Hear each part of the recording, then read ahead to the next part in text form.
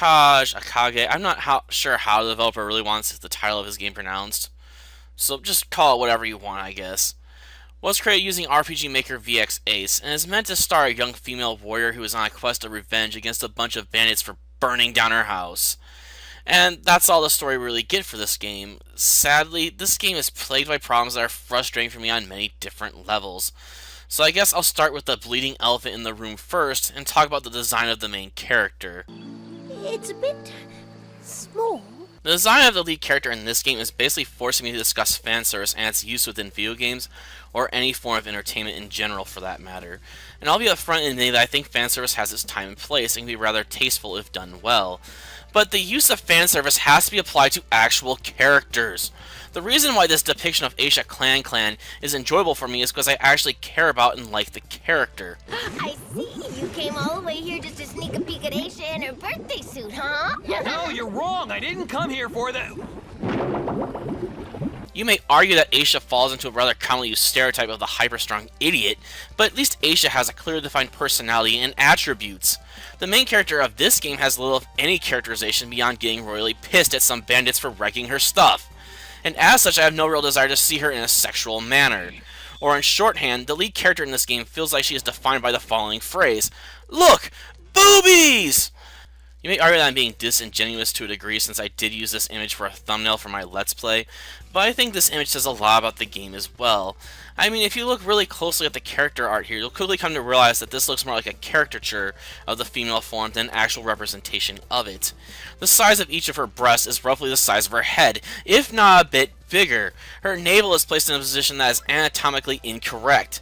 And while I could go on, I think I've made my point already. Not only is the fan service in this game meaningless to me since it doesn't have anything to drive its appeal, it's also poorly drawn to boot. And much like the drawing, the game's core mechanics also feel poorly designed.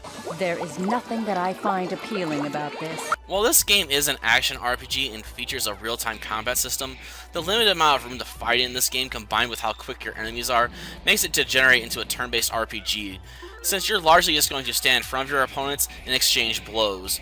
The only way around this is to utilize magic, but this just means you'll have to constantly be running back and forth from your current location on the map to the most recent heal point in order to recover MP. And this process gets really tiring very quickly. To make matters worse, the controls are rather iffy. The game utilizes the A key as the primary attack key, while the S key is utilized for casting spells. The D key is used to cycle between the spells you've acquired. The problem comes in the form of the usage of the Z key, which is used to pick up items in this game, and you'll need to pick up items constantly. It's a practice that grows annoying extremely fast, but it's made even worse by the fact that your hand will naturally rest over the Z key after a while since it's the default action key in most RPG Maker games, and this actually killed me one time. Another system that feels mixed at best is the Monostones enhancement system. The game never provides you with an opportunity to buy any of these stones, so it's completely down to the luck of the draw to get anything of actual value. But none of the stones seem to be particularly useful beyond a small handful of stat points. If anything, the system completely undermines itself by the fact that you can't remove these stones from an item after you've equipped them without losing them entirely. So the game effectively prevents you from mixing and matching the very stones you've found to find the layout that offers you the most benefit.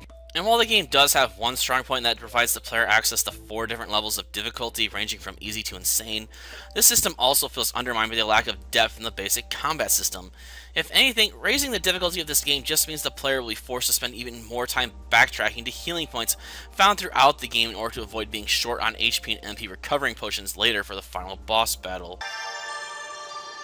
Is this important? Surprisingly, the sound effects and music in this game do alright for themselves. That's all I really have to say about that. Didn't take much to get him worked up. Talk about no control. The amount of negatives that burn this game make it a sight to behold, but only in the same way one might view Santa Claus Conquers the Martians. It's an example of fan service done in the worst way possible, and its gameplay reflects the quality of its artwork. It's a game that is best skipped over in favor of other games starring a female lead.